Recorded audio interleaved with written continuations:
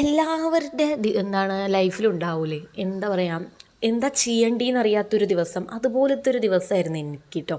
രാവിലെ ഒരു 12 മണി വരെയൊക്കെ എനിക്കൊരു പരിപാടികളൊക്കെ ഉണ്ടായിരുന്നു. അത് കഴിഞ്ഞിട്ട് പിന്നെ എന്ത് ചെയ്യും എന്നറിയാതുള്ള ഇരിപ്പാട്ടോ ഞാൻ. അപ്പോഴാണ് വിചാരിച്ച് ശരി എനിക്ക് മാത്രമായിരിക്കും ഇങ്ങനത്തെ കുറച്ച് പ്രശ്നങ്ങളുള്ളതെന്ന് പറഞ്ഞിട്ട് എന്നാൽ പിന്നെ വീഡിയോ ഒന്നും എടുക്കാമെന്ന് വെച്ചിട്ട് എടുത്തതാണ് കേട്ടോ. അതിൻ്റെ ഇടയിൽ എനിക്ക് ആവശ്യമില്ലാത്ത കുറച്ച് പണികളാണ് ഇതൊക്കെ.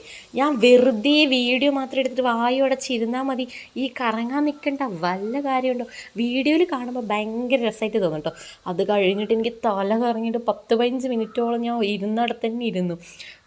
എൻ്റെ കഴപ്പ് അല്ലാണ്ട് ഞാൻ എന്താണ് കൂടുതൽ പറയാം, ഒരു കാര്യം ഉണ്ടായിരുന്നില്ല കേട്ടോ. എന്നിട്ട് ഞാൻ ചുമ്മാ അവിടെ കുറേ നേരം ഇരുന്ന്, എന്താ വെച്ചാൽ ഒന്നാമത് സമയം പോകുന്നില്ല, അപ്പോൾ എന്തെങ്കിലുമൊക്കെ പൊട്ടത്തരങ്ങൾ ചെയ്യണമല്ലോ.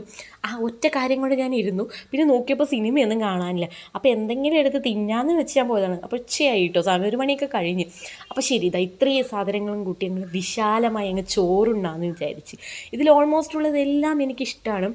പിന്നെ എനിക്കിതിൽ ഏറ്റവും സ്പെഷ്യലായി ഇഷ്ടമുള്ളൊരു സാധനമാണ് ലവ്ലോലിക്ക. പക്ഷേ എനിക്ക് ചോറ് കഴിക്കണമെങ്കിൽ വേറൊരു വിറ്റെന്ന് വെച്ചാൽ സിനിമ കാണാതെ എൻ്റെ വായിൽ കൂടെ ചോറ് ഇറങ്ങത്തില്ല ഗൈസ്. അപ്പം ഞാൻ ശരിയെന്നും പറഞ്ഞ് ഒരു സിനിമ അങ്ങ് C5 ഇട്ടിട്ട് അതും അങ്ങ് കണ്ടുകൊണ്ടിരിക്കുകയാണ് കേട്ടോ. C5 അല്ല, C5 തന്നെയാണ് തോന്നുന്നത്. അന്താക്ഷരി എന്നാണ് സിനിമയുടെ പേര്. അത്യാവശ്യം നല്ലൊരു പടമായിരുന്നു. ഞാൻ മുമ്പ് എപ്പോഴും ഇറങ്ങിയ പടമാണ്, ഞാൻ കണ്ടിട്ടുണ്ടായിരുന്നില്ല.